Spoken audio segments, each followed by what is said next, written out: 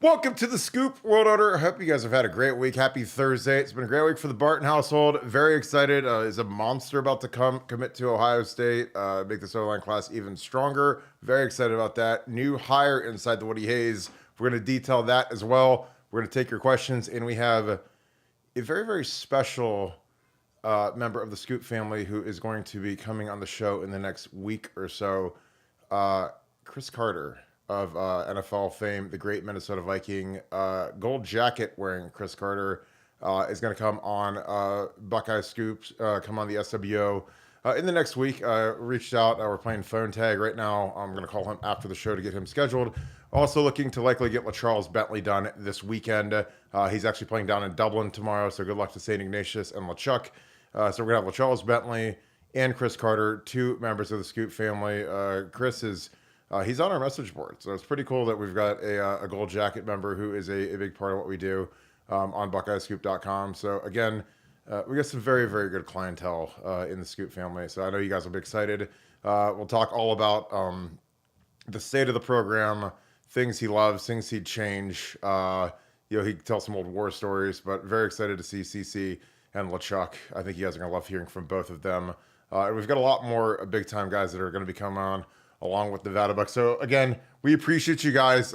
If you guys enjoy this content, please give us a like, click subscribe, also click that little alert bell. Again, we are going every night going forward through the season. We appreciate you guys. Obviously, it was a little hectic yesterday with the birth of Kim and I's son, but we still made it, and we were still rocking with you guys for a solid hour and a half. So it was a great show last night. Appreciate all of the well wishes, all of the thank yous. We love you guys so much. Thank you for all of the kind regards that you've sent to Kim and I. Kim was actually moderating last night from the hospital bed, so she is the goat of all goats. She is the queen of the Scoop, and I'm very proud of her. She did awesome through the whole birth and everything else, and just really, really proud of everything that she does. And excited to be home to have the whole family together now. It is a blessing, and we appreciate you guys. So. Again, an additional thing that I talk about every episode now is if you guys can subscribe to our show on Apple Podcasts and Spotify. Those are two platforms that we're growing rapidly, along with YouTube. Subscribe to us on Instagram, Twitter, every social media we have, Facebook. And again, I appreciate all you guys for all that you guys do. This is going to be a huge show because you guys make it one. It is every night, and we take this thing real seriously, and we're going to have a great show tonight. So I'm going to bring in my good friend, Nevadabuck. Nevada school is in session, so camp is officially broken. These kids are out and about, living the dream. Again, I think that for me, the best day of the year when I played at Ohio State was when school started because they couldn't keep us at the Woody Hayes for 16 hours a day like they do during camp. It's nice to be able to go to class, so I'm loving it. Now they just have practice generally in the afternoon. But your thoughts? Camp is broken. Javon McFadden. And also, your boy, CC, wants to come join Buckeye Scoop. He's been a longtime member of BuckeyeScoop.com, a day one member. So it's pretty cool that one of honestly, my two favorite players were him and Orlando, and they're both part of the Scoop family, which is awesome. So that's a kind of a feather in our cap and something we're very proud of. But where would you like to start tonight? I mean, let's start with Javon McFadden, just because offensive line recruiting never seems to go out of style, I look, I've always been in the impression with these big guys that you never know who's going to be the good one. You never know who's going to turn out to be the star, who's going to turn out to be the not so star. For every Connor Smith that you have that doesn't pan out, you've got a Burt Carton that comes in maybe a little less heralded and leaves with a tree in the grove. So I'm not convinced that David Sanders is better than Javon McFadden. I don't know. Maybe he is. Maybe he isn't. Who knows?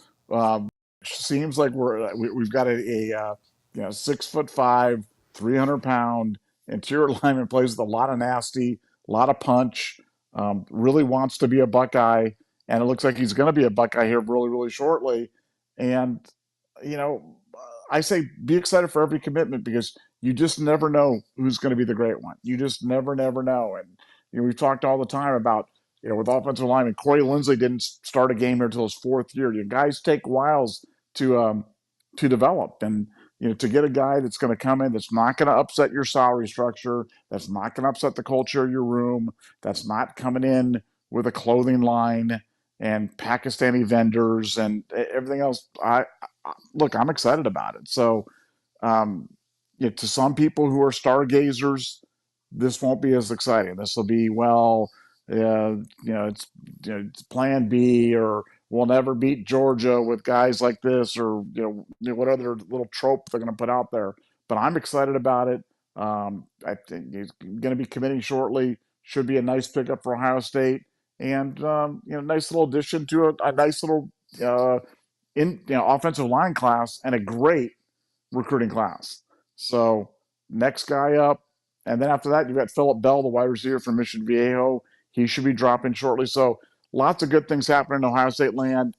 We've got a thread on our board called David Sanders, and I'm gonna take that down at some point, because I'm over David Sanders. I'm on to Javon McFadden, and I want the kids that want to be Buckeyes, and I'm not convinced he won't turn out to be the best one of the bunch. Yeah, I agree. I think it's interesting when you look at the guys, because we already got Carter Lowe in the class. So, I mean, you've got a 5-star tackle. You can't get every 5-star tackle. And again, as much as people want to, kick and scream and holler, winning signing day is nowhere near as good as it used to be because of the portal. So, I mean, a lot of times these people are like if you look at Alabama, the last 2 years, imagine how much their ranking would go down if they subtract Julian Sayin and subtract Caleb Downs from that class, let alone kids that just transferred elsewhere. I give it 3 to 5 years. Let's see how it shakes out, because I think that a lot of people they burn the tread on their tires, spinning their wheels over things that when it's all said and done, they're like, wow, we really Pat Elflein actually was better than Kyle Kalis. Much better than Kyle Kalis. I mean, it wasn't like that at the time. I promise you, I lived it. We took Pat and Kyle spurned us and fire everybody and burn the program down. And then you look back 5 years later, and Pat's, a mid-round pick and nice signing bonus in the NFL, won the Remington, was a captain, was an All-American, won a national title as a starter, was a huge game saver in 2013 when Marcus Hall got kicked out of the Michigan game when he did the double bird thing. That was early in the game, and Pat had never really played, prolonged minutes, and he jumped in there, and we didn't miss a beat on offense. So, Kyle, again, as much as I really like Kyle Kalis, and again, I like Kyle Kalis because I knew him through recruiting, knew him after his Michigan career. He knows he made a mistake, but he's a nice kid.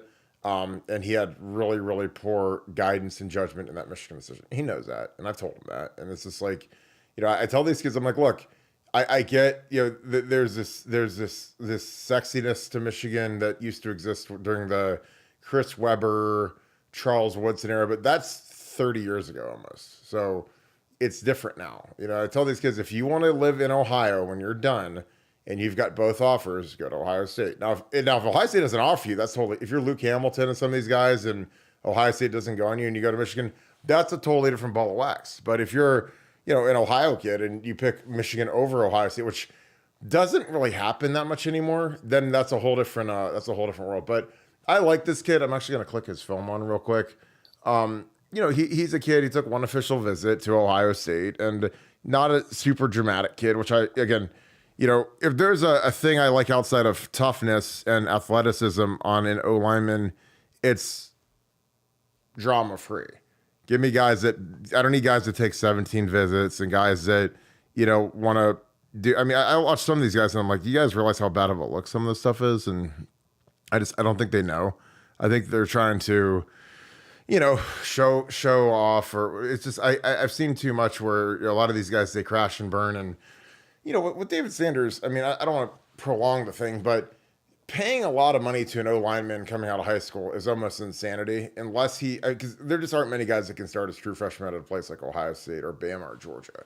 Now, they could start at Florida, or they could start at Kentucky, or they can start at a mid-tier type program, but there's not a lot of guys that can go to Michigan and start as a true freshman. There's not a lot. So it's when you pay a guy, a 7-figure deal, and he basically, he's a second string guy. Again, Paris Johnson, who's the best lineman we've had since Orlando Pace, literally like didn't even play his freshman year.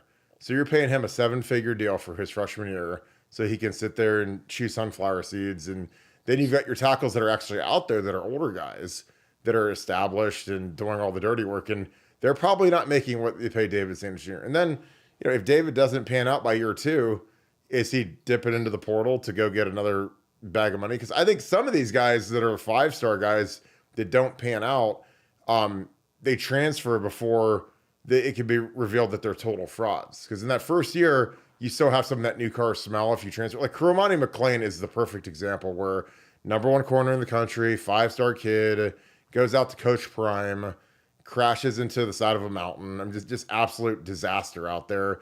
And I think that, Dion couldn't reach that kid. And again, Dion is kind of a, I don't know what the right word is for Dion. I think Dion's very, his star is going to sink dramatically after they get smashed this year. But if Coromani McClain can't get reached by Dion, who's the best corner that's ever lived, that's a major red flag. But the Florida Gators still went out. They got him for the bounce back portal guy, and they paid him again. So he got 2 NIL deals in 2 years, and he barely played last year on a team that had one of the bottom probably 25 defenses in the country. He couldn't get on the field for Colorado. So he's going to go to the SEC now where he actually plays real receivers, and he's going to get absolutely scorched just because he's a turd.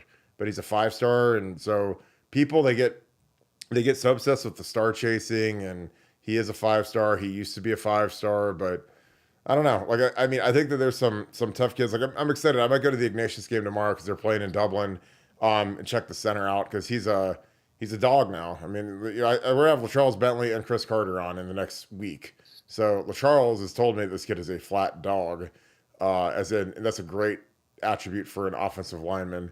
So I'm really excited to see what this kid can do, how nasty he is, but.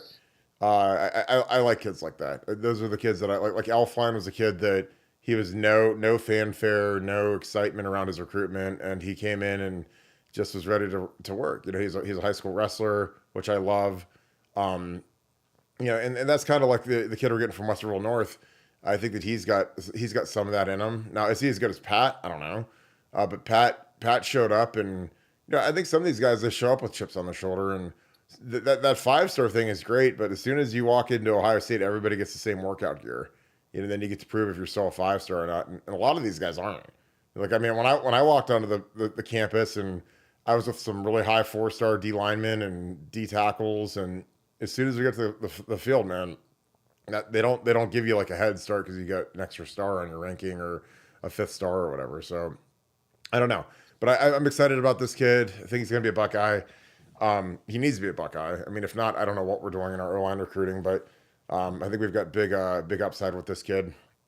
And I like his film. Again, I think you get him, getting 1 5-star tackle. When you get 2 5-star tackles, man, it's hard to manage 2 of them because, they're both going to want to play left tackle.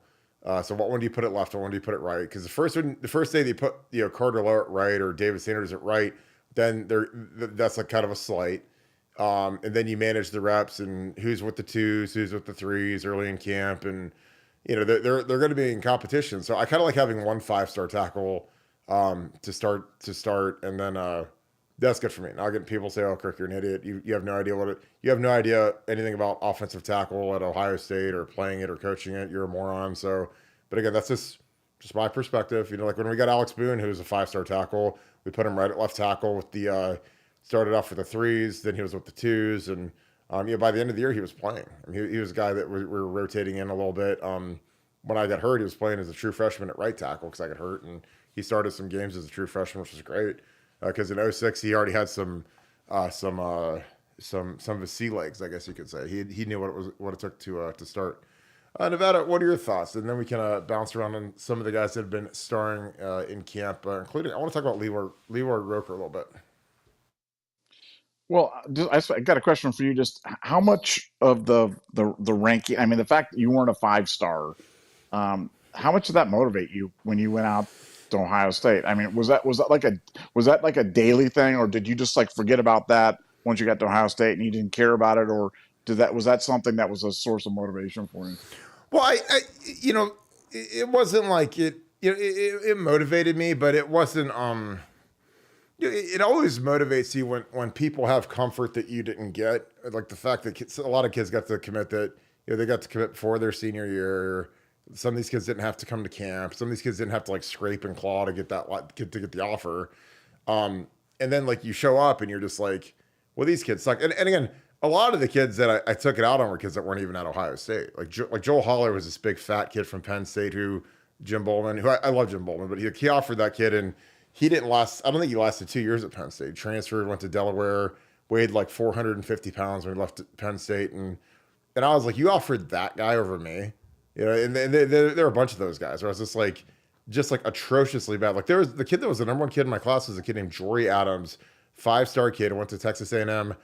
I don't think he ever started a game, So again, it's just, it's, I don't know if it's a chip or if it's an annoyance, but it all kind of, it feeds the incinerator of I guess like my rage, where I would just want to take it out on guys every day. Because again, like anytime you need like some sort of motivation or you don't feel like doing that next set of bench press or that next conditioning run or whatever, it's like you always can kind of go back to that if you need to like get some sort of a false motivation or something in your head where you're just like, yeah, I need to turn up a little bit. And again, like like Brandon Maupin, who was in my recruiting class, and Sheon, I love Sheon Cotton. Great kid. Still talk to him to this day. But I wanted to punish those guys every day in practice. And I was like, you guys got all this stuff, but you guys got to come see me on the field now. I mean, same thing. I mean, you know how I am, dude. I've always got these little idiosyncrasies that you probably just laugh at, where you just know that I'm always on tilt, but that's just how I am. Like, I mean, I want to beat the living, and we don't swear on here, which is a miracle of God sometimes, because sometimes I'm ready to go, but it's just like, I wanted to punish those guys, like specifically Brandon Maupin, specifically Sheon, because those were the guys. I was the only lineman in my class, so there wasn't like some guy I was comparing myself to, but I wanted to beat out TJ and the guys that were ahead of me, Tim Schaefer, like some of those guys, because those guys, they were all offered early in their senior years after camps, and they all committed before their senior year. So like I kind of knew the timelines of what they lived through versus what I lived through. So like I kind of wanted to bury those guys, even if they're on my team. But again, there's some guys like they showed up and again, I'm talking all positions, and they were heralded 5-star-ish type guys, and man, they got on that field and they just sucked. They just weren't good enough to play. And again, people say, "Oh, Kirk's a hater," but I'm like, check the stats, check the resume. I mean, Troy Smith has the same kind of dog mentality where it's like, Troy didn't get the adulation and the hoopla, and then he ends up winning the Heisman. So did that motivate him? I bet everything you own it did. Santonio Holmes didn't get offered by any of the Florida schools. I mean, if Santonio Holmes gets offered by the Gators, Hurricanes, or Seminoles, he's probably one of those instead of a Buckeye, because he's from Belgrade. But none of them offered him. It was us and NC State. So I think that there's always some of that. Now, I mean, can you overdo it, and can you always do the chip on your shoulder thing? Like, does it get old? Yes, but it's just being honest. Like Antonio Pittman's a guy that should have been a higher rated guy for sure. But that's just kind of how it is. I mean, Gonzo should have been rated higher than he was. I mean, Teddy was number one in the country, so you can't touch him. But if you go through the roster, there's a lot of guys that outperformed the rankings. Like, I mean, Quinn Pickhock, I think, was a 4-star, but I mean, Quinn should have been a 5-star. I mean, Quinn was a monster. But yeah, James Laurinaitis is a perfect example, 3-star-ish type guy from Minnesota. And again, like when you're from Minnesota, like it's really, unless you're just like ungodly gifted or huge, like Sean Charles Henderson was, like it's hard to be a 5-star from Minnesota when nobody's seen you play, especially 20 years ago. But yeah, I mean, I absolutely had a chip on my shoulder. And again, it was part of the thing that, like, I mean, I'm very easy to get to be motivated to do what it takes to be great. And again, that's something that I think is it's something that I'm happy about. It's something that I hope my kids have, and instilling my kids, like, look, don't take anything from anybody, especially when it's when you get a chance to prove yourself, like step up and do it and do the best you can. Because like I said, I mean, I'm gonna have LaCharles Bentley on here. I mean, he was a 2-star, and wouldn't get recruited by the staff today because he's not from Georgia or he's not from Florida. So I'm sure they would even think LaCharles could play. And LeChuck's the guy that, he went against Kenny Peterson, who was a four-star type guy from McKinley, and just absolutely destroyed him in a playoff game when he played for Ignatius and Kenny was playing at Canton McKinley. And that got LaCharles an offer. LaCharles is going to go to Michigan State until Ohio State finally, came correct and offered him. And, LaCharles won the Remington and was a second-round pick. And, if he didn't shred his knee on the first day of contact with the Browns, he'd be in the Hall of Fame. So, again, I think things happen for a reason. I think that like with Elflein, like that was a kid that, if Urban could have cut him, he would have cut him right when camp started. Like they left Pat Elflein off of the camp 105. Now mind you, there are 85 guys on scholarship. Pat had a surgery, lower body surgery, so he was going to be out for most of camp. But they wouldn't do that to like a player that they had they wouldn't have done that to Taylor Decker. If Taylor would have had the same surgery, Taylor would have been on the Camp 105. So what that means is the Camp 105 means that you stay in the hotel, you're in all the meetings, you're at practice, you're at the walkthroughs, all that. Pat was left off of that in favor of 21 walk-ons. So they took a walk-on over Pat Elflein because Pat couldn't practice, but he wasn't allowed in the meetings. I don't think he wasn't allowed at practice or in the meetings. So because Pat would come at lunchtime and I would meet with him for a little bit as best I could. Cause it's hard when we used to have 2-a-days, I would try to get with Pat for 15, 20 minutes and then I'd have to go do the practice script. So I didn't have an hour to meet with Pat. Cause we're always in meetings, during 2 days, you don't get hey coaches, you get a break for an hour to go eat lunch, or you're always eating lunch while you're working or in a staff meeting or whatever. So, but I would leave the staff meeting to go meet with Pat for 20 minutes to kind of go through the install, but he wasn't even allowed in the building. I mean, he was allowed to do some rehab stuff, but it was bizarre world. But that showed how little they thought of Pat. And then Pat turns around and he's one of the best players in school history. He's a Remington winner, All-American. So I don't know. Like I said, I like, that's why I say, please give these kids a chance. Like Leroy Roker, again, is a kid that when he committed, he's a 3-star kid. People say his project, he stinks. We miss on some 5-star, whoever, Peyton Woodyard or whatever. And this kid already lost his black stripe. And he's a kid that showed up in June. He's a kid that didn't even get to graduate and enroll early. And again, you kind of look at the guys that they have graduate early and then the guys that graduate in June. A lot of the June guys are the guys that they think are the projects, the 3-stars, the Gabe Van Sickles, the Leroy Rokers, those types of guys. Because you can't have every single kid that commits come in January. You don't have enough spots. You have enough spots based on the number of kids that transfer portal out and the number of kids that that go to the NFL and graduate. But the problem is there's also kids that are transfer portaling in who have to be on the team in January. So that eats up spots for a kid like Leroy Roker to come in and be on scholarship in January. That is something people don't talk about. So when you take Caleb Downs and Quinchon, which are guys you have to take, they have to come in January so they can be a part of winter workouts and be through spring practice. And if you're going to kind of defer kids, you're going to have them, come in June. It's going to be your 3-star project type guys. But, like Mark Pantoni, who has seen a ton of good players in his career, he's tweeting, a photo of Malik Hooker when Leroy Roker loses his black stripe. So again, sometimes you don't know. Malik Hooker is another example of he wasn't some 5-star whirlwind, and he turned into a 1st-round safety and had the best safety season I think we've ever had. So yeah, I always just play with people, just give these kids a chance, give them a chance. Because some of these guys that are 5-stars, they hit the side of the mountain and you guys are just well, man, I remember when I about died when we didn't get him. Kenyatta Goodwin, 5-star, 4-star, whatever he was, he's not even playing football right now, and people were when we didn't get him, it was oh God, how are we ever going to survive? And the machine just keeps moving along and the team's going to be really good. And Urban Meyer said this is probably the best roster we've ever had. So, somehow we survived not getting Kenyatta Goodwin and Jackson Carmen and the other 1,000 people that, the whole program is going to collapse if we didn't get. So, what are your thoughts on that, Nevada? We can start digging into some super chats. Yeah, no, I mean, look, my feeling and stuff. I'm all about development.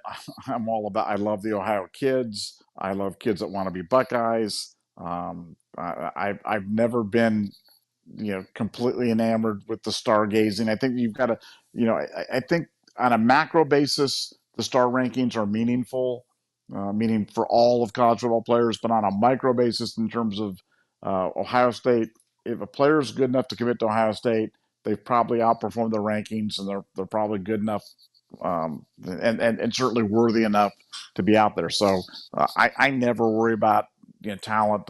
I'm yet to see a time when Ohio State rolled a team out there and it wasn't, the other team was just more talented than us. That hasn't happened in a really, really long time, and I don't think it's going to happen anytime soon. Yeah, I mean that's kind of where I'm at. Like I said,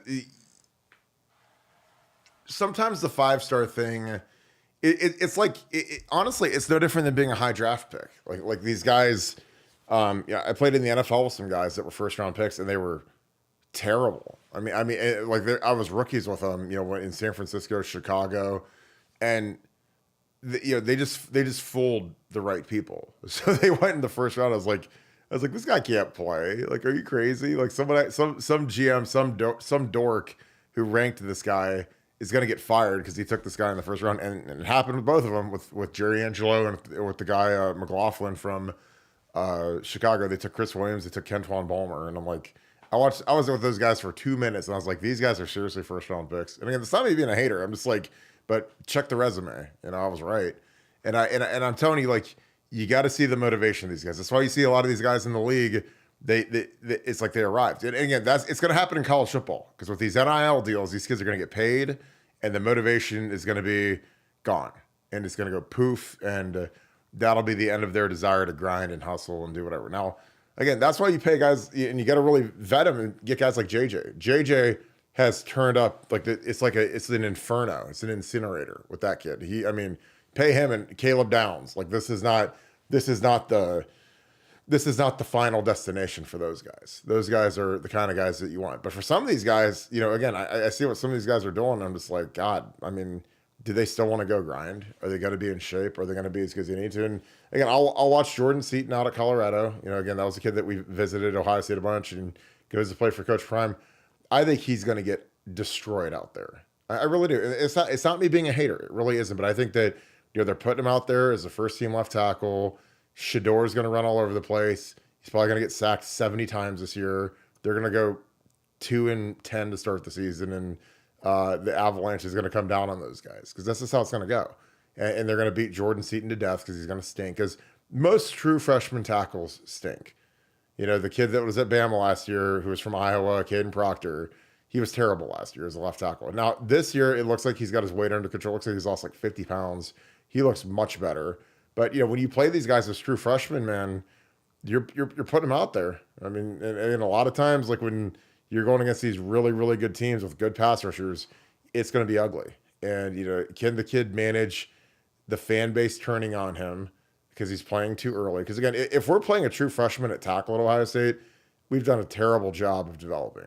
Not recruiting, developing, and recruiting the portal. We should never be playing a true freshman. Unless it's Orlando. If we don't have a guy that's above a true freshman that can play left tackle or right tackle, then I don't really have words for it. So it'll be interesting to see what shakes. We've got a couple super chats. Nevada, we hired Morgan Phillips to be the new director of recruiting to replace Aaron Dunstan. Not a surprising hire. Bama, LSU background. Kind of fits the mold of what they need there. Kind of a little concierge person for recruiting weekends, hang out with the moms, talk that talk, do whatever. Any thoughts? Like I said, it's a smaller position. It's not, it's kind of like more of a, I guess like an official visit concierge, unofficial visit concierge, kind of hang out and talk to the parents and get to know the recruits, get to know the coaches that are bringing the kids. Any thoughts on that? Yeah, it's basically it's like a hostess. And Yeah, exactly. yeah, she's got a good background, personable.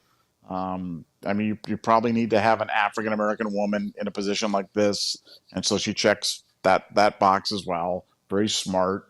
Very nice, got great recommendations. So I'm sure she'll do terrific. And for Ohio State, I mean, Ohio State's very good at the recruiting stuff. They've kind of got this down to a science. They know exactly what they need to do. They know who needs to be in what position, where they need to go. It's like it's like an orchestra where they go out there and they've got this little symphony kind of going. But they've been missing that piece, so it was nice that they hired her, and yeah, I'm sure she'll do a great job for Ohio State. Yeah. Thoughts on the Akron game being a 3:30 game? I didn't realize it wasn't a noon game. Do you like that? Uh, I mean, I'm not sure. Yeah, it's like one of those things where you know, I always find it weird that when these lesser games are at any spot other than noon. Heaven forbid it's a night game or the 3:30 game. Yeah, 3:30 games to me should be reserved for the better games. But it's a new world. I mean, um, there was got some information about on all the horse trading about how Ohio State Oregon ended up on NBC instead on CBS, and it's going to be so different being a Ohio State fan now that you've got all these different networks that are going to be showing Big Ten football. I'm not used to. I mean, you're going to see Ohio State Oregon on NBC, and that's going to take some getting used to because NBC has been virtually exclusively the Notre Dame network forever and ever, and now you get Ohio State Oregon. So I guess I'll have to get used to the 3:30 window, and yeah, I mean I'm sure I'll learn to love it, but it is a little strange for sure. Yeah, I'm very I'm with it. The thing about it is you can get some guys from out of state that can come at 3:30 that probably couldn't make it at noon. So I think that is like the one helpful thing, because we're gonna have some pretty good visitors week one, even though it's the Akron game. Um, so yeah, I think that when you can move it back again, like it's different with the bye week because you get the bye week 3, so I'm not worried about fatigue on these guys that early. I'm not, me, I'm not a 3:30. Like I'm please play this game at noon so we can get it over with and go watch the good games. Because like, even as a player, like when you play at Ohio State, you're still a fan of college football and you want to watch the big games, and you can do it to kind of scout your competition. You can kind of do it to scout because it's not just your competition with the people on the schedule; it's the people that are, that are, um, you know, that you can see in the playoffs. Because like for me, I would want to DVR and watch Georgia, Texas, like the teams that we're not going to see immediately, just because you like to get a handle on those guys and see how good they are. I used to watch Michigan every week just to get a good look at what they're doing, especially looking at their personnel on the DNs. I'd watch every play. So, but yeah, I love, me, I'm Captain Noon Game. Nevada, we can dig into some super chats. I'll knock a couple of these out. Appreciate you guys as always. Iowa Buck, thank you for the 5. Growing up in Iowa as a huge Vikings fan, CC is a big reason I'm an OSU fan. Cannot wait for him to be on the show, and I'll be in town for the Iowa game. Yeah, I'm not gonna lie, I love Chris Carter. Like when I was growing up, I used to wear a Chris Carter jersey as a little 5th grader in Florida just to be contrarian, because I was Mr. Ohio State guy, even though I was in Naples. And if you grow up in Naples, like everyone's either a Seminole, Gator, or Hurricane. And you know how Florida fans are. It changes based upon who's good. So, the people, when Florida State, and this is back when Florida State they were the Georgia back then. They were top 5 in the nation every year, and Florida was good. And Miami kind of stunk. They were going through probation when Butch Davis got there. But, there were a lot of Florida Gator fans, and I'd be the one lone Ohio State fan. And I used to rock my Chris Carter jersey. I had a Joey Galloway jersey. I was that kid when I was in 5th grade. I used to rock. I mean, I wore nothing but Ohio State stuff. So people didn't understand it, but I was like, those are my guys. So, but CC is really excited. I literally just responded to a text message from him. So I'm gonna call him after the show and get him booked up. But he's been a long time friend of Buckeye Scoop. He posts on Buckeye Scoop. Like he's a friend of the Scoop. So CC is big Scoop family. So to have a gold jacket guy in the Scoop family is really cool. Nevada, your thoughts again? Iowa Buck, thank you for the 5. says, growing up in Iowa as a huge Vikings fan, CC's a big reason why I'm an OSU fan. Cannot wait for him to get on the show, and I'll be in town for the Iowa game. What are your thoughts? Yeah, I mean, look, Chris Carter. I remember when they went to the Rose Bowl and lost 20-17 to SC and almost pulled it out, and he was just unstoppable in that game, and just what a joy to watch. And he's another guy that we lost his senior season because he signed with an agent or whatever it was. Yeah. I've talked about all those things where I feel like we've been robbed. Kind of like we got robbed of seeing Terrell's senior year. I feel like we were robbed of seeing Chris Carter play his senior year, and that was really, really a shame. But what a magnificent player! For my money, best wide receiver who's ever played at Ohio State. And I know that we've Paul Warfield and Olave and Wilson and Marvin Harris. I mean, we've got them all. But for me, I just don't know how you pick over Chris Carter, considering the fact that he's in the Pro Football Hall of Fame, and I mean, just a phenomenal player, and really excited that he's been on part of the Scoop and part of the Scoop family, and been a poster on our board and a really valuable poster on our board for a very long time. Yeah, it's like one of those weird things when you've got him in Orlando, and those guys are guys that are as good as there's ever been in the history of the sport, gold jacket guys, and they've been on the show. CC's on the board, man. It's awesome. Like I said, I get where Marvin's coming from when he says he's the greatest receiver in Ohio State history, but he's not. Not in my opinion. I mean, Chris Carter's got a gold jacket. That's where it starts to me. I don't even think Marvin's the best receiver of this era. I mean, I would take Garrett. I mean, Garrett's the guy for me, but that's just me. And you guys can throw tomatoes at me, but I think Garrett Wilson is something different. I really do. And I think that now that he's got A-Rod, oh my God, I'm glad I got him in every fantasy league. And it's the greatest thing ever because I think Garrett is going to go ballistic with Aaron Rodgers this year. I really do. I mean, some of these training camp throws and they're connected on, man. It's like, good God, man. Because Garrett he's so electric and explosive. And he's done it with the worst quarterbacking in the NFL for his first two seasons. Like, it's almost insane how bad his quarterbacking's been. But now that Aaron's there, and pray to God he can stay healthy. Good God. Nevada, do you have a thought on that? Contemporary best receiver, like the last 10 years. And even, I mean, Mike Thomas set the record. That's still standing, but I'd still take Garrett over any of them. Yeah, I mean, Garrett just got that explode. I mean, for me, I was always a big Chris Olave guy, just because. I mean, but can I call Chris Olave better than Garrett Wilson? No, but I did love me some Olave. I mean, I did. I still remember that freshman year when he came out against Michigan. He blocked the punt and caught 3 touchdowns or whatever. I mean, what a crazy game by him. And we've been waiting on that. But no, I mean, Wilson's as good as anybody who's ever played. I think you're right. He's going to have a big year. I know you're broken up about your boy J.J. McCarthy being out for the season, but having Garrett Wilson probably and having Aaron Rodgers thrown to him, that's probably gonna soften the blow for you a little bit there. Who am I sad about? JJ still?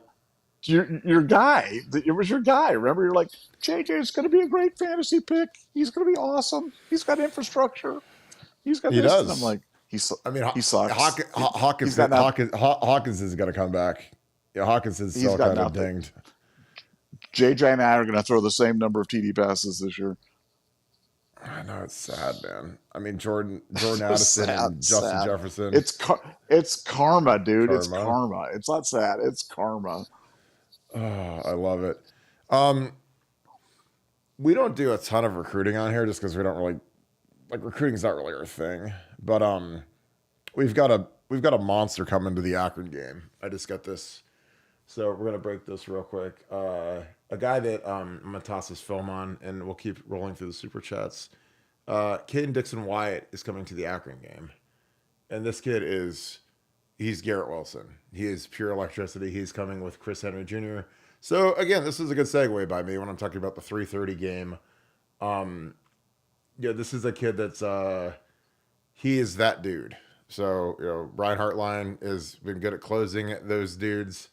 But this guy is that dude. So Kayden Dixon-Wyatt is confirmed for the Akron game. So if there is one good thing about a 3:30 game, obviously Nevada, you're very familiar with Mater Dei in Inglewood, California. That is a haul to get to Ohio, but they do have a direct flight to Columbus. So, yeah, this is a kid that we get him, man. Electricity. I'll toss this film on real quick. Nevada, your thoughts? You broke that on the board. Now we break it on the show. Your thoughts on Kayden Dixon-Wyatt? Well, I mean, just him and Chris Henry, yeah, pretty good, Good God. pretty good, pretty good pair of high Yeah. school wide receivers right there. And yeah, no, just typical, West Coast wide receiver, just explosive, great catch radius. Been a guy that's been a big timer for a really long time out there, I mean, I you hate to throw around superlatives, but to have him and Chris Henry together, I mean, that's about as good a pairing as you'll ever see. I mean, I can't imagine one better than those two.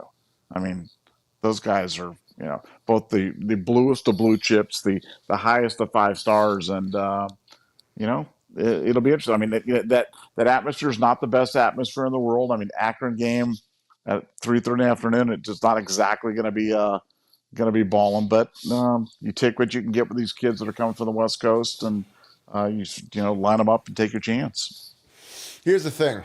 I know one thing, and again, Chip's not gonna let me call the plays.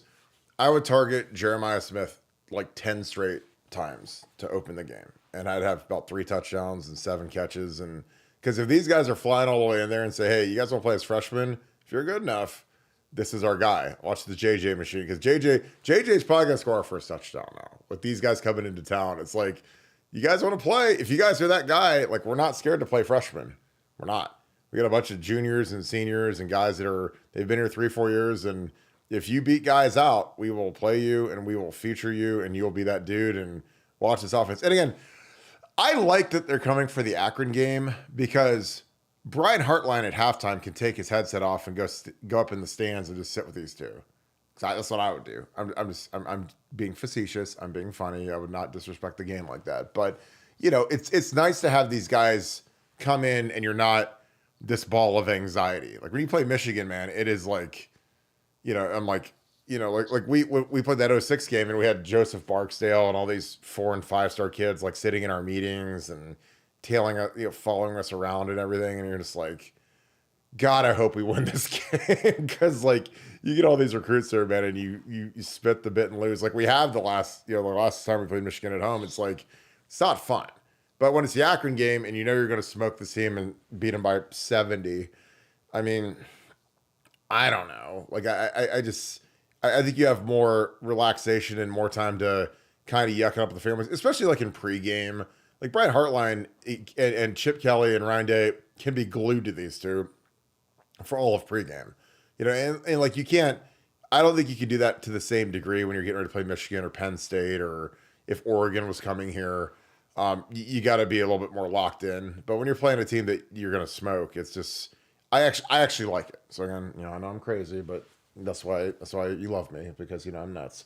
All right, Terry Zorns, thanks to the 5. Appreciate you, my friend. Green dot question: when Cody Simon comes out for a sub or blowout game, does his backup or someone else have the technology, their helmet, to call plays? Yes, that is a fantastic question. They actually have a litany of guys that would be the next guys in. So Gabe Powers has a green dot. I think that they potentially could have CJ have the green dot if Cody would get hurt, and they would play, if they would ever play Sonny together, or if they just want to get a look at those guys. Like they've got multiple backup helmets with the green dot. Should Cody come out, if he comes out of the game, then Gabe Powers will have it. Peyton Pierce will have it. Like if you go down to the 2s and 3s, like generally you give to the Mike linebacker. But I believe that they have backups for if you want to put CJ Hicks at Mike and keep Sonny at will, or whatever. Like, or if you want to give someone else the green dot. Like they've got guys that don't traditionally have the green dot. They've got backup spare helmets on the sideline where they could switch it out for the green dot.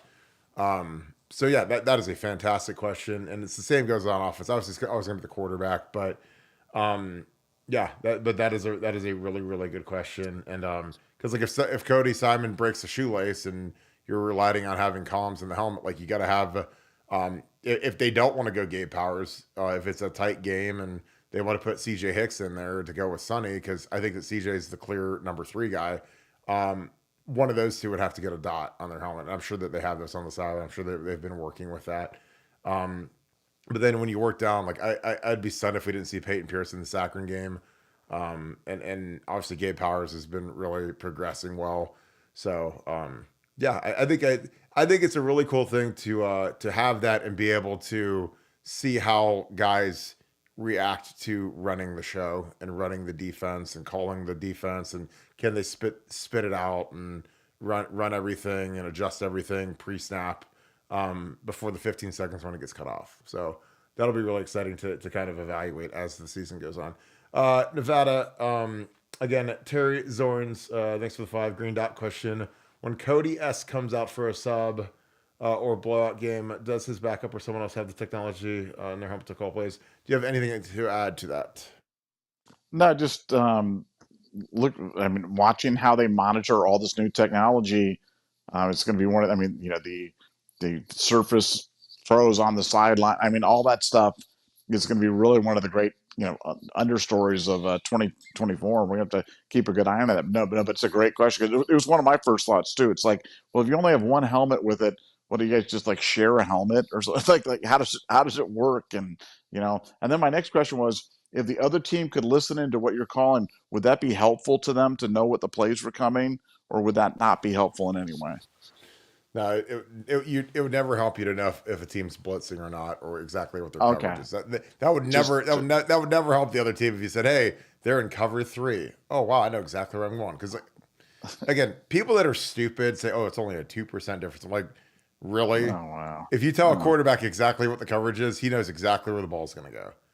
That's the yeah. whole thing with defenses, is that these defenses, they'll show a different 2 safeties high or 1 safety wherever, and then they'll switch it at the snap, or they'll keep it as is, and they keep the quarterback guessing so that he has to read the field while he's filling the pass rush around him, and it's hard. That's why quarterbacks make $60 million a year in the NFL, because it's really hard to do that.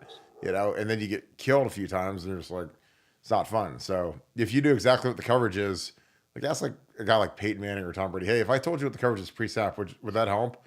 Oh, are you kidding? Because the thing is every defense known to man has a weakness. There is no infallible, impenetrable defense. There's defenses that are, like if you've got too high, cover 2 shell, like that's Urban used to say, if a team ever plays us in 2 high safeties, which is 2 safeties, cover 2, cover 4, both back, we should run for 1,000 yards in the game. Because the way we ran the quarterback, nobody ever played us in cover 2. We always had a down safety, like a cover 3 look, because they put that safety in the box to account for the quarterback run. So, with our wizardry the last 3 years where we didn't run the quarterback, then magically we became a million times easier to defend. But we were just so potent throwing the ball with CJ and with Marvin and these guys that it didn't really matter, because we just out athleted people. But I'm just telling you, it's like, if you told these quarterbacks what the coverage was, you told a guy like CJ Stroud that, oh my God, he threw for 800 yards. But again, if people don't know, if they've never played football and they've never coached football and they just have to write about football, but they don't really know football, then yeah, they could say something like it doesn't really matter if they know the signs or not. But like I said, ask Shiano, ask Greg Franklin, ask the diehards, ask Ryan Day. Would it help you guys if you knew what the coverage was every single time, especially with communications, with comms? Oh my God, it's like the guys that took Vegas, the guys that could count cards in Vegas. Like, did that help them make millions of dollars? Kinda. All right, Sean, thanks for the deuce. Joel Klatt saying, "Oh God, floor is 9 wins. Is Eisen like?" That's wild. I think Nevada. The floor is 9 wins. I always like to pull this schedule up because I just. Oregon, SC, Ohio State, Texas. Like, that seems like 4.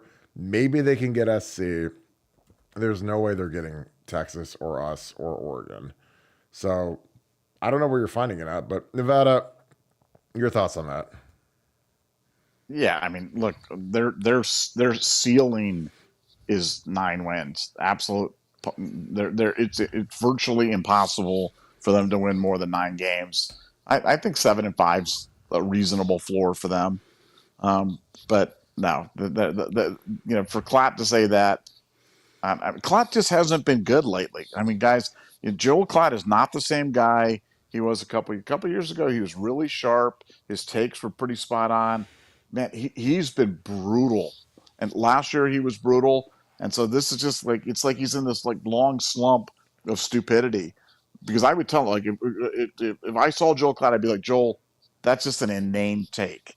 Like, the floor for Michigan is 9 wins. Like, yeah, right. Terrible take.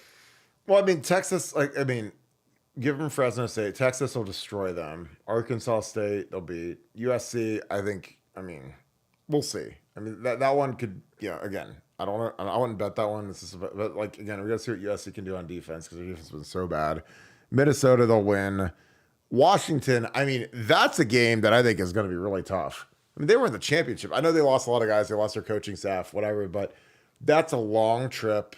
Cross country, I did that trip, man, and we played a Washington team that wasn't real good, and we were pretty good. I mean, we got better as the season went along, but that trip is brutal. 6 hours at a flight.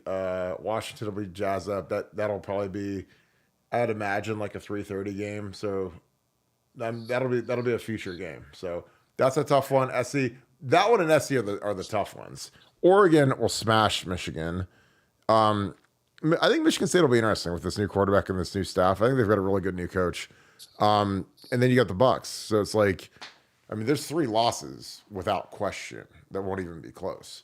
And then they have to beat Washington and SC. So that's, again, I don't know. Again, people can say whatever they want, but Sean Moore, it's his first year of coaching. So there's going to be hiccups. There's going to be stupidity. New staff, there's going to be screw ups and stupidity. So yeah, and they've lost a lot of their guys. It was interesting. They didn't have 55 as in the captain for him, and neither is Colson Loveland. So they're a really good D tackle, who I think is a real good player, he's not a captain this year, which is interesting to me. The Ohio podcast. What's up, boys? I appreciate you guys as always. Thank you for the 5. Congrats on the new baby, Kirk. I pray for safety and blessings upon your return home. We are home, baby, so thank God for that. Will Akron cross the 50-yard line against this defense? I think so. Again, I don't like to dog out the Ohio schools too bad, but they, when they pull the subs, sometimes we'll have a faux pas, and somebody will get loose, and you have to remember, when Akron plays a team like Ohio State, for those kids, man, that is their Super Bowl. That is the biggest game they'll ever play. Not just because they're in the shoe, but those kids all want to go to the NFL. And they know that when you're an NFL scout and a GM, and the scouts and GMs, they evaluate Akron. They look at Akron's roster. I mean, Jason Taylor played at Akron. Akron's put some dudes in the league. They're going to look at, okay, let's watch this Ohio State game and see how these guys did versus the Buckeyes. There's a really good receiver from Western Kentucky that went to be Aaron Rodgers' slot guy. And he played against us last year, and he was good. He's really good. I mean, he was a kind of a Randall Cobb type guy, and the Jets watched the Ohio State film, and they said, this is the film we watched. He was really productive versus the second best defense in the country, and so we figured he could play in the league. So they took him, I think, in the 3rd round. Really good player. These guys will play really hard against us. Now they're still severely outmanned, but that's the thing about when you play these MAC schools is that those guys play like it's their Super Bowl. I know that our players don't treat it like the Super Bowl. Our fans don't treat it like the Super Bowl, but Akron's players will. So, you got to always kind of combat that because, our fans are just talking about Oregon outs in, 7:30 kickoff Eastern time. That's on our fans' minds. So, yeah, I don't know. I think we'd cross the 50 because, again, our young guys will get in there and someone will blow coverage and somebody from Akron will hit a ball. I mean, you got to remember, we played Youngstown State last year, and weren't they leading Nevada, and the guy did the penguin dance, and that was versus the number 2 defense in the country. So, again, I know that's crazy, but things happen in these games. And you got to take a temperature on how I imagine our guys will be motivated. It's a home opener. They're coming off 2 losses. I can't imagine that we don't come out like absolute werewolves, but again, I've played in a game versus Akron in the Horseshoe where we led 3-2 at halftime, like we were playing like ice hockey. So yeah, I've been in a very, very heated locker room when we looked like douchebags and we got booed off the field at our home stadium, which we rightfully deserved to be booed. I was actually proud of our fan base for booing us at halftime. I've been booed off the field during a spring game in '05, and I've been booed off the field during that Akron game, and I love that stuff. I was like, you know what? When we suck and our fans boo us, I'm like, thank God. Because do not applaud this. Boo the crap out of us for sucking. Because again, I'm an equal opportunity abuser, and if we're stinking and you guys paid your money to watch that garbage, I'd boo too. So again, there's me. This big old mean Kirk showed up again. Big old meanie. Nevada, again, thank you, the Ohio podcast. And again, you guys, these guys tail us a lot. So if you guys see them go live, make sure you follow them.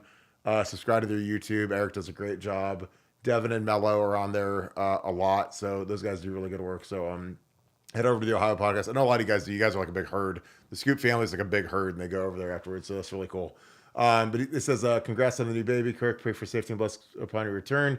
Nevada will Akron cross the 50-yard line against this defense. I mean, yeah, it always seems, I mean, because remember, they're going to plot all the stops too. They're going to try the triple reverse, annexation of Puerto Rico play, and, they'll do everything. And if, you make one mistake and they'll get a big gainer or something like that. And, but you never had a team like had a guy do the penguin against when you were playing. Nobody did the penguin against you guys. We played Youngstown State my senior year and we smashed them. I think they did score. It was like 37-6 or something. I mean, Trust isn't going to run up on YSU. I mean, come on. We got our work in, and I was like, I was a real big. If we're up by 28 points, please get me out of this game. I do not want to play against Youngstown State anymore. Like I love football, but I don't want to play in the third quarter against Youngstown State. Like, save me for Michigan and Penn State and the real. I'm always like, my favorite thing in the world was letting the walk-ons get into the games. The guys that literally play scout team, they work their balls off every day. They're at all the same conditioning runs I do. They're at all the workouts I do. And they're not probably going to get to play against Michigan or Penn State or in the BCS championship game. So please let them go out there and play so their parents can get a photo so that they can say they played in the game. Because that's like important. Like there's some kids that only get to play one play in their career, and they'll remember that one play for the rest of their lives, and they'll tell their kids that they played in the Horseshoe. Because once you play one play, you can say you played in the Horseshoe. And I was like, please, for the love of God, let these kids play. Because I don't want to play. Let them play. Because again, they deserve to play. Like, and that's why I hate the NCAA and I hate college football right now, because they're going to get rid of the walk-ons. They're going to have 120 cap or whatever, and they're gonna raise the scholarships up to, I think it's going to 105. Excuse me. They're going to cap the roster. Like, you're getting rid of some of the most essential people in all of college football, because the bureaucrats that do this stuff are just stupid. So our poor walk-ons that are some of the greatest kids in the world, great family guys, great professionals when they're done playing at Ohio State, aren't going to get a chance to be a part of the program anymore. It makes me. Well, did you know that Gene Smith, when he was at Notre Dame, he got replaced by Rudy Rudiger? Did you know that? Rudy Rudiger went out there for one play, and it was to replace Gene Smith. I didn't know if you knew that or not. I didn't know if I'd mentioned that. I know Gene Smith's been gone for 2 months, and magically Ross Bjork got an Archie Griffin statue built, and our the foundation has become the dominant collective in 1870 society's out of business. So I know that Ross Bjork in 1 month has been fundraising like crazy to get a new football facility, and also we're getting an Archie statue after 20 years of no Archie statue in front of the building. So the Florida Gators have statues of every Heisman winner. We've got a 2-time Heisman winner with no statue because we're stupid. So finally, we're going to correct that. We're going to put Archie, who's the greatest Buckeye that there's ever been, hasn't had a statue in front of the stadium like he should have had 20 years ago. But I digress. Thank God for Ross Bjork and moving us forward. Eric, I appreciate you, my man. I hope you have a good show tonight. Coco Von Coconut, again, fantastic name. I appreciate you so much. Thank you for the $5. Thanks for being an Archie member as well. Kirk and Kim, did you notice that baby Cam and Archie Griffin share a birthday? Oh, August 21st. I did not know that. Two legends, 1954, 2024, Nevada OH. Well, my kid having a birthday with Archie and Nevada's impeccable relationship with Archie will probably still get a stonewall from getting Oh, Archie on the show. oh Thanks to you, yeah, Nevada. yeah. Oh, Thanks to yeah. Thanks you to there, you. Yep. Mr. Loverboy there. Yeah. Thank you. Mallory's going to send you the voicemail yet again, and we're never going to get to get Archie on the show. I'll get Orlando, Urban. We probably have a better chance to get Woody Hayes on the show at this point. But hey, we'll get Woody roll over and say, hey, Do you know who else? Who else's birthday is August 21st? Cam Newton. His birthday is August 21st. did you just Google that? Is your phone going to melt now because you were using the Google machine while you're on the show? Is that what it No, is? no, I literally just made that up. That's just a lie. I literally just made that up. It's not even true. I was excited for a second. You just said, I love Cam. Because I've been Cam was a I know monster, man. I've been telling everybody you named your kid after Cam Newton. I've been telling everybody that. I put that on the internet. I put that on our Twitter. It's all true. You nailed it. It's Cam all Newton, true. It's monster. all true. All right. Anthony Phelps, thank you for the time. Appreciation, my friend. Hey, thanks for all the time you guys put in. Just signed up for Buckeye Scoop today. Appreciate that. We've been saying, man, if you guys aren't on BuckeyeScoop.com, miss the boat because BuckeyeScoop.com is crazy right now, especially going into the season. People are nuts. I mean, I'm telling you, people are up 24 hours a day on the website. I love it. I'll get on in the middle of the night and people are on there talking football, talking Ohio State, talking recruiting, talking the Akron game. We got the game thread going, rolling along already. So it's exciting. Congrats on the new baby, Kirk. What is Ohio State's best and worst kept secrets heading into the season? Go Bucks, Nevada OH. The worst kept secret is obviously JJ Smith, who, I don't know if he'll lead the nation or the team, but because Mecca's going to they're going to feed at Mecca. Mecca's going to be a slotomatic monster. But, the best kept secret to me, God, that's hard. I mean, I really think it's like how good Will Howard's going to be. I really do. I mean, we were talking. I mean, people were talking. The beat writers that geniuses.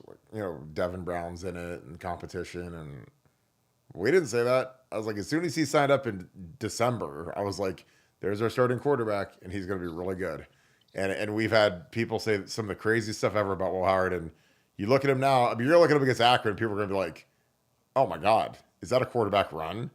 Is he going to run for 80 yards week one and just shred the Big Ten? Yes, he is. I'm going to be very excited about that. Nevada, to you, what are Ohio State's best and worst kept secrets heading into the season? I'd say worst kept secret is Chip Kelly and his impact on the Ohio State offense. I think everybody in college football is kind of clued into that's going to be crazy and amazing. I think the best kept secret is probably Cody Simon. Cody Simon didn't even make the Butkus watch list, and he's a guy that's got first team All American type of potential. I mean, people talk about the defensive line, people talk about the defensive secondary, and appropriately so. But Cody Simon wearing the Black O, a captain, fully healthy, super motivated, and beyond uber talented out there. Not a household name, but it's certainly going to be a household name shortly. Yep. Totally agree. I think Cody Simon is going to be an All-American this year, and I think he's going to be a monster. And he's a kid that's had it a long time coming, and his upside is immense. I'm excited about it. D Sonny, thank you for the 5. Appreciate you, my man. I'm excited about all the seniors coming back. Can you talk a little bit about how much the game slowed down for you as an upperclassman? D Sonny, again, you always have the best questions. This is a very, very good one. I think that really going from just my first year starting to my second year starting was tremendous. I mean, going from a redshirt freshman year where I was basically hanging by the seat of my behind every game and didn't really have a routine to my redshirt sophomore year where I had a routine, kind of knew the gist of what I needed to do, had a pregame routine, had a game week routine, was able to study film at a more competent rate because that offseason I was studying film constantly. it all slows down when you figure out how to read the defenses, read the safeties, really study your opponent, get a good book on them, study all the guys you could potentially go against. It just you want to keep getting better and better and better. And watching, I watch a lot of film. Like I love watching film, and I'm very jealous of the fact that these kids can watch film from home now on their iPads, where I had to go sit in the facility and.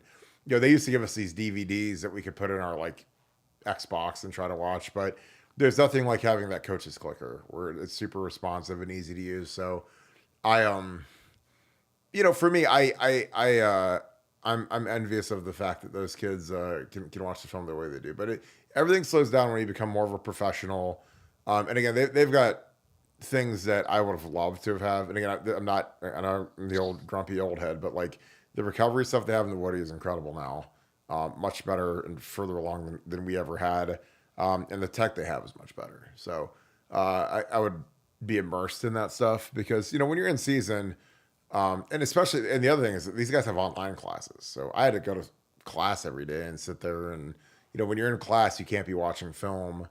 But like when I was in grad school at Fisher getting my MBA at night, I would generally be watching film on my iPad for most of the night. Like I would get, through my initial, if it was a class that had a participation grade, I'd raise my hand and talk early, and then I'd be watching film for the next opponent, basically the rest of class. So, but I think that it slows down because you gain confidence. And that was something I was really excited about with Carson Hinsman because, I remember the feeling of being like a redshirt freshman starting, and it is not fun.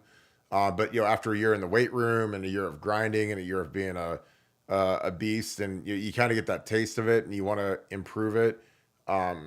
It's just different. It's like Braxton Miller is a great example. Braxton in 11, I always joke like with Urban showed up at the perfect time when he got there in 12 because in 11 we had to throw Braxton out there because Joe Bosman couldn't do it. So we had to put Braxton out. Braxton was not ready. He was nowhere near ready. But I've always said like the best way that you can learn is from playing. And if you go out there and vomit a little bit and screw some stuff up, like it's better to do that than it is to stand there in red shirt and wait. Now being O-line is different because a lot of the freshmen aren't ready because they're not physically built. But quarterbacks are different. Quarterbacks can play early. That's like with NFL quarterbacks. Like when CJ Stroud gets drafted, like he's got to go play. Like all these rookie quarterbacks, they all start now. They don't wait for a year because they don't really have the time to. But a lot of them they improve as the year goes on, and I got so much better from my first year starting to my second year starting. It was crazy. Like when I watched the film in 05, like to open the season, it didn't even look like I was the same human being because I was bigger and stronger and stuff, but I was more confident. My technique was like worlds better. And then I got better as a junior. It got better as a senior. Like I remember my junior year, my first game, I graded out like 94%, which is really high for no lineman. And it was by far the best game I ever played. Versus we played Northern Illinois, and then that year I won the Jim Parker I think 4 or 5 times. Like I had the most among the O line. So like I kept getting better and better and better. Then my senior year I was by far the best of my career. So it's helpful just to get a routine and. Like once you've done it before, it never is like old hat. It's never like something where you're completely used to it because you always have some anxiety and some nerves going into a game. But you kind of you're kind of built for it at that point, as opposed to wondering if you can do it. You can do it, and that's the biggest difference. But D Sunny, I appreciate you, my man. Uh, Bradley Gary, thanks for the DSUM. We'll go 16 causing soft Ryan Day to be fired. Nevada, do you want to respond to that? No, not really. But thanks for your $2. Appreciate you, my man. Chocolate Chip Scoochie, thanks for the deuce. Can't stand Joel Klatt. He glazes over Michigan as bad as anyone. Yeah, I used to like Joel. And again, I don't, I'm kind of indifferent. It's not that I don't like him, but like some of these guys, not every commentator, it's not like some linear thing where you're always great. Like Tony Romo has kind of fallen off the cliff over the last couple of years compared to where he was when he started. So, Nevada, your thoughts? Chocolate Chip Scoochie, again, who's a great poster.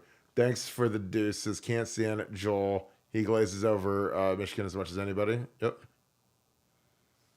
Yeah, he's been in a slump. He just has not been as good. His takes have been bad. I think he's trying too hard, or whatever it is. And no, you're right though. I mean, it's got like Romo. Romo when Romo first started, he was unbelievable, Yeah. and now he's like I can't listen to the guy. I mean, he's just not good. And I think everybody wants to be kind of be John Madden, and there was only one John Madden, and then they try to have their little thing. Chris Collinsworth tries that country draw thing, and yeah, I'm as upset as a hootenanny at a crawdad festival, and the Tony Romo tries the predicting the play thing. He's just not as good as it used to be, and Joel Klatt just panders a lot. So, but I used to love Joel. I used to think Joel was the smartest guy on the college football beat, and um, now he's just not very good. Yeah, the guy who I miss is James Laurinaitis, who's now busy running the linebackers. But James was a star of a color commentator, and honestly, I really like Jake Butt. Jake Butt does a good job. Jake Butt is freaking good. Jake Butt is Yeah, freaking good at it. Jake He's Butt does really a really good at good it. job, and I Yeah, he tell does. him He I does. tell him every day that we messed up not taking him because I'm like, well, you should have been a Buckeye, but we're too stupid. But yeah, Jake does a really nice job. Okay. Paul Lewis, my man, thank you for the 50. Kirk, did you drink the wine? And Pappy, I have not drank the Pappy. I haven't opened the Pappy. The Pappy is, I mean, God, I'm running out of special occasions because my kid was just born. But it's like, that Pappy is a big time bottle of Pappy now. So it's like, the wine, yes, absolutely. But the Pappy is, I'm so scared I might never drink it. I might be laying there 90 years old and die and never think of an occasion to drink it because it is a exquisite bottle of Pappy. But I need to. Next time you come to town, let's crack it. We'll have a couple drinks of it. I will not mix it with Diet Coke. I swear to God. But I've told people I would do that, so they just get all angry at me. But it's a wildly good bottle of Pappy. Nevada, do you ever drink Pappy? No, I haven't. I've never. I mean, I would like to. So if there's a special occasion and you're cracking it, let me know and I'll road trip, man. I got the new car going right now. I love taking it. I'll road trip out there and we'll drink it together. How's the DeLorean running? Pretty good. Man, it's like a time machine. It can take me back Did you in get time and everything like did you that. get Grace Sports Almanacs that do not bet on Ho Chi Minh or whatever that Oh whatever no, that UFC no. fighter was? Ching No, I got Ming. the page wrong. I thought it said bet Ching Ming, and it said don't bet Ching Ming. So, that was terrible. Bet large fortune. Oh man, that was terrible. That guy sucked too. That guy, what a bad bet. Oh God. Oh no, that was one like I told you I didn't even watch it, but all of a sudden I just got a That was a text that said sorry stinker. sorry Oink, about oink, oink, the pig, the oink, oinker. When he said sorry about the oink. oinker, I was like, oh God, it's like a set fight, but it went off. Probably wasn't good. Yeah, oink. Doug Zilla, thanks for the 10. August 21st is my mother's B-Day as well. A whole lot of greatness. I love that. I appreciate you, my man. Congrats, Nevada OH. I Yeah, it's a good day. It was a great day, and we're super excited. So I appreciate you, Doug, and happy belated birthday to your mother as well. That's really cool. Yeah, it's a nice little spacer between my three kids, so that I can when I buy all their stuff they want for their birthday, I got like a couple months to recover each month. Donald and Karen Rostbeck, hope you guys are doing great. Thank you for the 5 and appreciate you being an Ultra member as well. When Gene left, did he give you your sign back, Nevada? That's the real question. Kirk and Kim, congrats on little Kim. Only need 2 more for the O line, Nevada OH. I oh Nevada, did Gene give you that sign back, or do we have to go to the landfill and find it? no, I don't know because I haven't been there. I like I said, literally the first time I'm going to be back in a while is going to be for the Michigan game. So I'll be on that Friday night when I get in because I'm going to the Packers game on Thursday night against the Dolphins. Then driving to Columbus on Friday, and the first place I'm going to stop is the old tennis center. Going to scrounge out. I'm going to find if my rocks there or my thing. I'm going to be looking. So if you're on for anybody who's there on Friday, you can meet Nevadabuck sometime in the afternoon. I'll be the guy looking there with like 3 kids in tow and like a flashlight looking for my sign. You'll be like the Ghostbusters. You guys show up Oh and just yeah, be like looking everywhere for it. You know. I, I'm going to give you more August 21st birthdays. Usain Bolt was born on August 21st. Robert Lewandowski, famous soccer player. don't know. Casey Musgraves, country singer. Brody Jenner. Jimmy Thick, Instagram star. Instagram star. Nobody's ever heard Kenny of. Kenny Rogers, but Kenny Rogers is dead. I mean, look, this is unbelievable. Like I'm giving you all this information. Mike Evans, football player. Oh, he's a dog. He's a Hall of Famer. Yeah, see, a lot of good Hey, August 21st birthdays. thank God for Google. Great job. Thank, Matibus thank you. Prime Entertainment, aka ZZM. I hope you're good, brother. I'll bet our QB run prop will be extremely low next week when it posts. We're also minus 50 and over under 58.5. What do you guys think, Nevada OH? Yeah, I was gonna ask you too. What do you think? Laying 50, man, laying 50 against I an mean, in-state team. that's a big number, man. I'm like, I mean, how I big of a know. prick does Ryan feel like being? You know, like, Exactly, exactly, I mean, exactly. I'm That just that like, that is literally that's literally the bet. Literally the bet is how big of a douche noggle is he going to be against an in-state team, and I always get concerned about that. yeah. I mean, yeah, I don't know. Like, I mean, like we we've run it up on like FAMU before. Like we beat them like 70 to like 2 or 3. I mean, they were that was the worst team. That was the worst team in Ohio Stadium history. I've never seen anything like that FAMU game. Oh my god. But I don't know. Like I mean, I don't. I'm not betting this one. I mean, if you put a gun to my head and say pick something, I'd say under 50. Now again, I could be crazy, but I just I know that these things in that second half, man, you put that second O line out there and the third group, and I mean, no, but you got to understand, like a guy like Devin, Devin might be playing for either more playing time or for transfer portal film, so he gonna be playing hard. Some of those young receivers are gonna be playing hard. Guys like Jaden Ballard will be at the twos, and some of those guys are gonna be trying to get some good film out there. So our guys will still be playing hard. But do you really want to run it up on Akron? I mean, I guess you could, but I don't know what it proves. But again, we lost 2 straight, so whatever they do, they do. I don't think that our guys will be able to.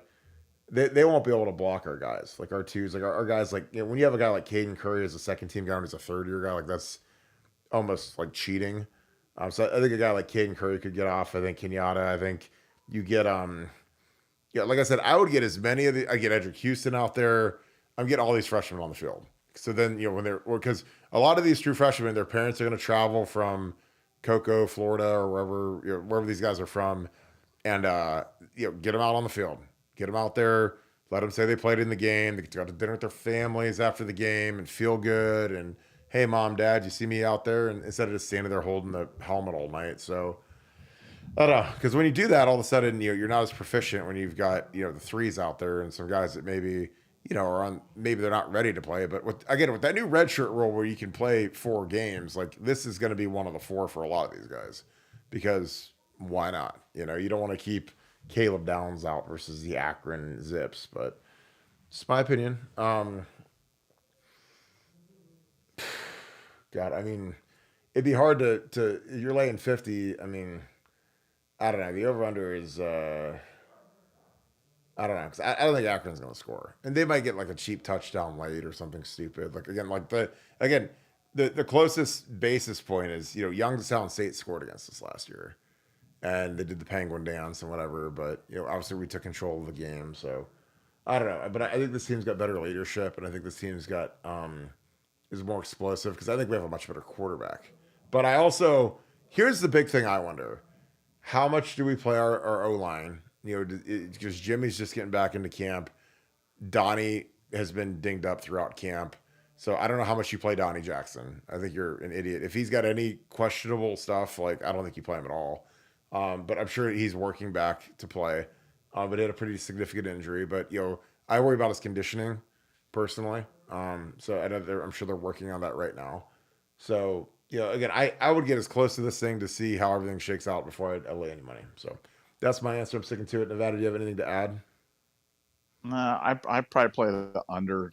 Um, I mean, the thing that's going to determine whether or not Ohio State covers is going to be defensive scores, because that's the one thing you can't control. If the defense causes turnovers, causes interceptions, causes fumbles, then the score could get out of control. And that's where we're loaded, because I think offensively we could be a little disjointed, just on the offensive line, just because we've had guys with mad cow disease and whatever the heck that we've had, and out with some nagging injuries. So I think from an offensive standpoint, I could see us getting in the 42, 45 range. But then defensively, do they kick in a couple of scores? So I probably play under 58 now.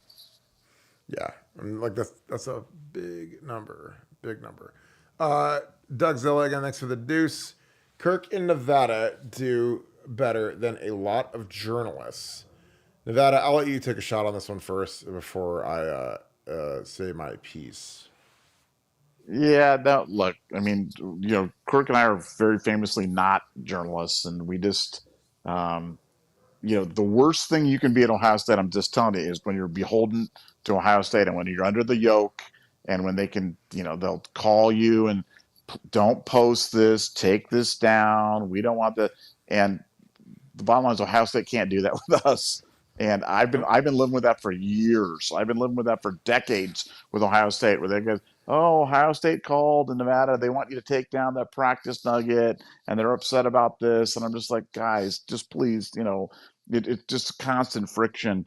And so to be liberated from that, not have to worry about that stuff, is great. And that's why the site is so great, because we can give you guys the truth, and we can tell you the absolute unvarnished truth, the good, the bad, the ugly, without fear of repercussion or anything. I mean, honestly, it doesn't even bother calling us and asking us to take stuff down, because we're like, we would just tell them to go pound it. But and I have done that, just so you guys know. Ohio State, I'm not going to name who it is, but his name rhymes with Mark Rantoni, called me one time to take down a practice nugget, and I was like, why are you going to give me something? No. And I'm like, well, then I'm not taking it down. And that put me on I got on the naughty list because of that. But that's how I felt. I'm just like, why would I just take it down? What information am I giving away that, if we post something like, oh, Will Howard is really just going to run the ball sometimes, or JJ Smith is going to catch the ball. Wow. Boy, opposing teams would have never found that out unless I would have told them. So it's yeah, we are very famously not journalists, and very, very proud of that fact. Well, yeah, I mean, because again, we're fair. Like we're not enslaved by Ohio State like a lot of these guys are. And I'm just like, but again, we have a code. We don't like to be first on injuries. We don't like to be first on suspensions. We don't like to be first on bad news, because again, like that's not our dealings. Like I could break several injuries that have happened in camp, but I'm not going to, because I don't think it's fair. I think that it is what it is. But like we've got great sources. Like, I mean, great sources right now. And it's not just, one person in the Woody Hayes that reads message boards all day. It's a lot of people around the program, around the country, around the Big Ten, around NIL, like, I mean, all over the place. So it makes our lives pretty fun. Again, people reach out to us, because and then we can vet stuff and go through stuff. And again, the amount of stuff that we don't go with is insane. It's crazy. Because I mean, sometimes we go through stuff and we call each other, hey, what do you think? Nope, don't go with it. Bad stuff, bad news, whatever. So again, there is a code. This isn't like because again, we're just fair. Like, we love Ohio State. I mean, Ohio State has given me a ton of stuff in my life. We watch the games. We actively want them to win every game by a landslide, because honestly, it makes our shows even better. But we like what we do, and we like the niche we've carved out, because we're not on. Again, it's like watching coverage of anything. Like, you always have to figure out who controls the stuff that you're watching. Like, is there some sort of a message that's being put out by the overlords? And with us, like, there's not, because they can't really touch us. So that's a great place to be at for you guys. And again, that's why we are who we are, and that's why you look at our ratings, and it's not some accident that we lead the pack and we're lapping everybody. It's because we work really hard. We have fantastic sources. We're very fair. And again, like, I like Ryan Day. I mean, I've texted Ryan Day. I've helped Ryan Day raise money. So again, I have no bones with Ryan Day, but I'm very fair. So again, like I'm not gonna just lash him for no reason, but I'm also not gonna just be all lovey-dovey either. Like I said, our goal is to be fair. And again, that's why people tune in, because people that listen to Buckeye Scoop and subscribe to BuckeyeScoop.com, they're the people that want to know what's really going on, not the propaganda mill, not the stuff that they want out there, or the messaging, or when all of a sudden we lose David Sanders and you hear everybody say, well, the thing that Ohio State doesn't do is they don't sell the Ohio State can develop offensive linemen good enough. And you hear every single person say that. You're like, well, that's the propaganda mill spinning up. When they're all trying to say like the same thing, and I'm like, I don't think it has anything to do with development. I think that if you change every single part of this program, if you traded the Tennessee Volunteers and their entire coaching staff to Columbus, and you traded Justin Fry and everybody to Tennessee, I think David Sanders still goes to Tennessee. I don't think it had anything to do with their line coach. If Justin Fry's the line coach at Tennessee, I think he gets David Sanders Jr. I really do. Now, again, maybe I'm an idiot. Maybe I don't know what I'm talking about. Maybe they gave him a house and a suite and everything else. But I think that the location for a kid who, again, I watched the ceremony just like a lot of other people that want to waste 20 minutes of their lives. I see him up there crying. I see him with his mom and dad. And again, I think that's wonderful. I was like, that kid is going to be homesick the first 15 minutes that his parents leave his dorm room or his house, wherever he's living at. And he's going to be crying and blubbering, and mom's going to be there 7 days a week, and they're probably going to move there, whatever. And again, that's fine. But, Columbus is further. So, again, that's just me. And what do I know about offensive line recruiting other than I actually did recruiting? I was recruited. But that's just me. So, again, maybe they'll prove me wrong. But I know that we were ultra competitive with the NIL to the point where it was almost hilarious because, again, there's always an equal and opposite reaction when you go crazy on a kid like that, and then he doesn't play next year, and then he might stink. Because there's a problem. Some of these kids show up and they're the 5-star kids, and they stink. So it's you got to kind of balance everything. All right, Nevada, let's wrap this thing up. Any final thoughts, and we will get this thing on the road. No, just a day closer to 9 days away, 8 days away, or whatever it is, 9 sleeps till we play. Unbelievable. Again, I've said this many times, but enjoy every single game. We've got the extended season this year. Don't be that fan that's just looking forward to the Oregon game and doesn't really tune in and lock in until the Oregon game. Enjoy every single one of these ones, and starting with the Akron game. We'll enjoy watching the starters, the backups, and every minute of it, because these seasons go just too fast, and I don't want this one to end. Appreciate you guys. As always, thank you guys again for a huge show, another great show on BuckeyeScoop.com. Thank you to the Scoop family for turning up in huge numbers. Really nice to be home, safe and sound with Kim and the baby. It's going to be a great night tonight. Just happy the little guy is in his little his crib and his room's all ready to go, so it's a good feeling. So again, if you guys enjoy this content, please leave us a like, click subscribe, also click that little alert bell. Again, we appreciate all of the love that you guys have given us over the last few days. It means a lot, and again, that's why the Scoop family is something that is very, very special, and we appreciate you guys. So again, if you guys want to do something awesome, really help us out, even if it's like a gift to baby Cam, get on your iPhone, subscribe to Apple Podcasts, click Buckeye Scoop, leave us a 5-star review.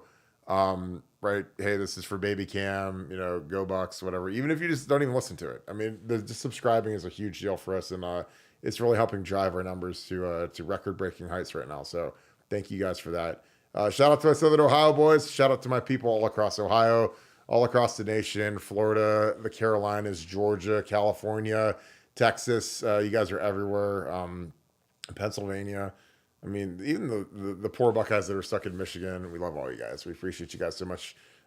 People watch from all over the globe. I see the analytics, and it's shocking where you guys are, and we appreciate you guys. Shout out to our armed force members that are deployed, listening abroad. Our paid forward members. We've signed up a boatload of new members to BuckeyeScoop.com, so thank you guys for being so generous towards the fund. It's been incredible. Thank you to Paul Lewis for being the man, as always, and thank you to the rest of the Scoop family. You guys bring incredible questions, and it's always such a joy to go through them. So yeah, we appreciate you guys for all that you guys do. That being said, thank you so much, Buckeye Nation, and thank you, Scoop family. We will talk to you guys tomorrow. You guys have a great rest of your night. See you guys at 7 tomorrow. Go Bucks.